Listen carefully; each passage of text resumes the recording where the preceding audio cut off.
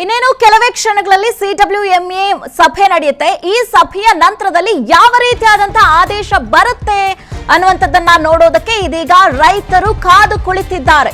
ಶ್ರೀರಂಗಪಟ್ಟಣದ ಕಾವೇರಿ ನದಿ ಬಳಿ ರೈತರು ಕಾದು ಕುಳಿತಿರುವಂತದ್ದು. ಏನಾದ್ರೂ ತೀರ್ಪು ವ್ಯತಿರಿಕ್ತವಾಗಿ ಬಂತು ಅಂತಂದ್ರೆ ಹೋರಾಟದ ಸ್ವರೂಪವನ್ನ ತೀವ್ರಗೊಳಿಸೋ ಬಗ್ಗೆ ರೈತರು ಈಗಾಗಲೇ ಚಿಂತನೆಯನ್ನ ನಡೆಸ್ತಾ ಇದ್ದಾರೆ ಅನ್ನುವಂಥದ್ರ ಬಗ್ಗೆ ಮಾಹಿತಿ ಸಿಗ್ತಾ ಇದೆ.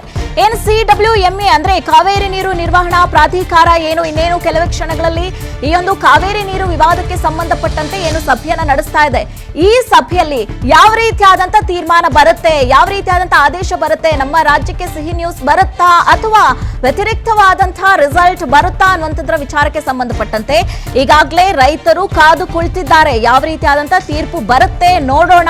ತೀರ್ಪು ಬಂದ ನಂತರದಲ್ಲಿ ನಮ್ಮ ಹೋರಾಟವನ್ನ ತೀವ್ರ ಮಾಡಬೇಕಾ ಅಥವಾ ಏನ್ ಮಾಡಬೇಕು ಅನ್ನೋಂಥದ್ರ ನಿಟ್ಟಿನಲ್ಲಿ ಈಗಾಗಲೇ ಈ ಒಂದು ವಿಚಾರಕ್ಕೆ ಸಂಬಂಧಪಟ್ಟಂತೆ ರೈತರು ನೋಡಿ ಕಾದು ಕೂತಿದ್ದಾರೆ.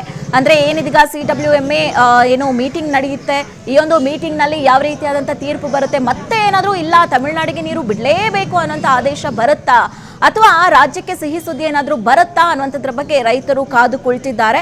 ಹಾಗೆ ಈ ಒಂದು ರಿಸಲ್ಟ್ ಬಂದ ನಂತರದಲ್ಲಿ ಈ ಒಂದು ಹೋರಾಟವನ್ನ ಏನಿದೀಗ ನಡೆಸ್ತಾ ಇದ್ದಾರೆ ರೈತ ಸಂಘಟನೆ ಆಗಿರ್ಬೋದು, ಕನ್ನಡ ಪರ ಹೋರಾಟಗಾರರಾಗಿರ್ಬೋದು, ರೈತ ಪರ ಸಂಘಟನೆಗಳಾಗಿರ್ಬೋದು, ಏನು ಹೋರಾಟವನ್ನ ನಡೆಸ್ತಾ ಇದ್ದಾರೆ ಆ ಹೋರಾಟವನ್ನ ಮತ್ತಷ್ಟು ತೀವ್ರಗೊಳಿಸೋ ಬಗ್ಗೆ ಈಗಾಗಲೇ ರೈತರೆಲ್ಲರೂ ಕೂಡ ಒಗ್ಗೂಡಿ ಈ ಒಂದು ತೀರ್ಮಾನಕ್ಕೆ ಬಂದಿದ್ದಾರೆ. ಹೀಗಾಗಿ ತೀರ್ಪು ಯಾವ ರೀತಿಯಾಗಿ ಬರುತ್ತೆ, ವ್ಯತಿರಿಕ್ತವಾಗಿ ಇನ್ ಕೇಸ್ ಏನಾದ್ರೂ ತೀರ್ಪು ಬಂತು ಅಂತಂದ್ರೆ ಹೇಗೆ ಈ ಹೋರಾಟದ ಕಿಚ್ಚನ್ನ ಮತ್ತಷ್ಟು ಹೆಚ್ಚಿಸಬೇಕು ಅನ್ನುವಂಥದ್ರ ನಿಟ್ಟಿನಲ್ಲಿ ಇದೀಗ ರೈತರು ಪ್ರತಿಭಟನೆಗೆ ಮುಂದಾಗಿರುವಂಥದ್ದು.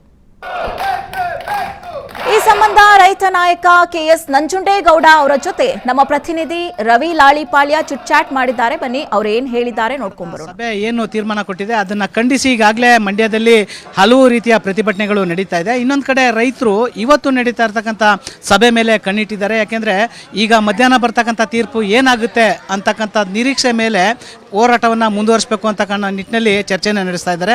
ಈಗ ನಮ್ಮ ಜೊತೆ ಮತ್ತೊಬ್ಬ ರೈತ ನಾಯಕ KS ನಂಜುಂಡೇಗೌಡರು ಇದ್ದಾರೆ, ಅವ್ರನ್ನ ಮಾತಾಡಿಸ್ತೀನಿ. ಸರ್, ಏನು ನಿರೀಕ್ಷೆ ಇಟ್ಕೊಂಡಿದ್ದೀರಿ ಸರ್?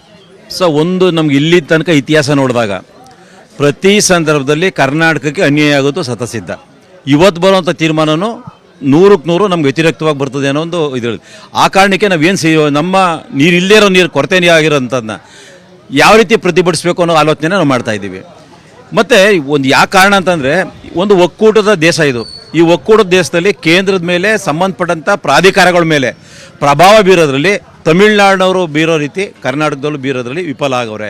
ಎಲ್ಲ ರಾಜಕೀಯ ಪಕ್ಷಗಳು, ಕರ್ನಾಟಕದಲ್ಲಿ ಆಳಿರುವಂಥ ಎಲ್ಲ ರಾಜಕೀಯ ಪಕ್ಷಗಳು ಅವರು ಮಾತ್ರ ಬೆಳೆದಾರೆ ಹೊರತು ರೈತರು ಬೆಳೀಲಿಲ್ಲ. ರೈತರು ಕಷ್ಟದಲ್ಲವ್ರೆ. ಮತ್ತು ಹಿತವನ್ನು ಕರ್ನಾಟಕದ ಹಿತವನ್ನು ಕಾಪಾಡೋಕ್ಕೆ ಕಾವೇರಿ ನೀರಿನ ರಕ್ಷಣೆ ಮಾಡೋದ್ರಲ್ಲಿ ಸಂಪೂರ್ಣ ವಿಫಲ ಆಗಿರೋದು. ಅದೇ ಸಂದರ್ಭದಲ್ಲಿ ಅಲ್ಲಿಯ ರಾಜಕಾರಣಿಗಳು ಇವ್ರಿಗಿಂತಲೂ ಭ್ರಷ್ಟರು. ಆದರೆ ರಾಜ್ಯದ ಹಿತ ಕಾಪಾಡೋದ್ರಲ್ಲಿ ಎಲ್ಲರಿಗಿಂತ ಮುಂದೆ ಒಂದು ವೇಳೆ ಒಕ್ಕೂಟದಿಂದ ಬೇಕಾದ್ರೆ ನಾವು ದೂರ ಹೋಗ್ತೀವಿ ಅನ್ನೋ ಬಂಡತನ ಇದೆಯಲ್ಲ, ಅದನ್ನು ತಮಿಳ್ನಾಡಲ್ಲಿ ಮಾಡ್ತಾರೆ. ಇಂಥ ಪರಿಸ್ಥಿತಿಲಿ ನಾವು ಪದೇ ಪದೇ ಹೇಳ್ತಾ ಇದ್ದೀವಿ, ತಮಿಳ್ನಾಡು ಮತ್ತು ಕರ್ನಾಟಕದವರು ಅಣ್ಣ ತಮ್ಮದಿರಿದ್ದಂಗೆ ಕಾವೇರಿ ನೀರನ್ನ ಹಂಚಿಕೆ ಮಾಡ್ಕೋಬೇಕು. ಇದ್ದಾಗ ನಾವು ಕೊಡೋಕೆ ರೆಡಿ ಇದ್ದೀವಿ. ಇಲ್ಲದೇ ಇರೋ ನೀರನ್ನ ಕೊಡೋವಂಥ ಪದ್ಧತಿಗೆ ಒತ್ತಾಯ ಮಾಡುವಂಥದ್ದು. ಆ ನೀರನ್ನ ಪಡ್ಕೊಳ್ಳೋಕ್ಕೆ ಈ ಪ್ರಾಧಿಕಾರ ಮತ್ತೊಂದು ನ್ಯಾಯಾಧೀಕರಣದ ಮೇಲೆ, ನ್ಯಾಯಾಲಯದ ಮೇಲೆ ನಮ್ಗೆ ಗೌರವ ಇದೆ.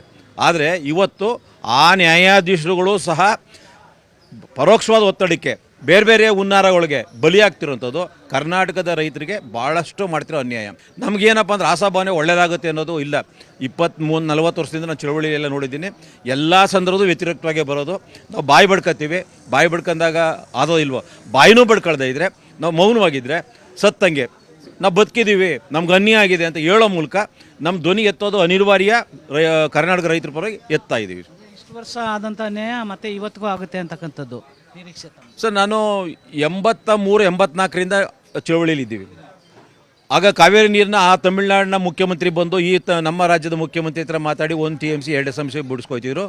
ನ್ಯಾಯಮಂಡಳಿ ರಚನೆಗೂ ವಿರೋಧ ಇದ್ದಂಥ ಸಂದರ್ಭದಲ್ಲಿ ನ್ಯಾಯಮಂಡಳಿ ರಚನೆ ಆಗ್ತಾವಿಂದು ಚಳುವಳಿ, ನಾನಾ ರೀತಿ ಚಳುವಳಿಯ ಈ ಜಿಲ್ಲೆಯ ಜನ ಮಾಡಿರೋದು. ಯಾರು ಈ ಜಿಲ್ಲೆಯ ಜನ ಮಾಡಿದ ಚಳುವಳಿ ಗಿನ್ನಿಸ್ ದಾಖಲೆ ಆಗ್ಬೋದು, ಇತಿಹಾಸದಲ್ಲಿ ಇರುವಂಥ ಯಾರೂ ಮಾಡಿಲ್ಲ ಜನಪರ ಅಂಥ ಎಲ್ಲ ಚಳುವಳಿ ಮಾಡಿದ್ರು ಕಾವೇರಿ ನೀರನ್ನ ರಕ್ಷಣೆಗೆ ನಮ್ಮ ನೆಲದ ಮೇಲೆ ಬಿದ್ದ ನೀರು ನಮಗಿಲ್ಲ ಅನ್ನೋ ರೀತಿಯ ಒಂದು ತೀರ್ಮಾನ ಬಂದಿರೋದು ಇದೆಯಲ್ಲ, ನಮ್ಮ ದುರ್ದೈವ. ನಮ್ಮನ್ನು ಆಳೋಂಥವ್ರ ಸ್ವಾರ್ಥ, ಅವ್ರ ಹಿತಾಸಕ್ತಿಗೆ ಮಾತ್ರ ನೋಡ್ತಾರೆ, ರಾಜ್ಯದ ಹಿತಾಸಕ್ತಿ ನೋಡ್ದಿರೋದು ನಮ್ಮ ದುರ್ದೈವ.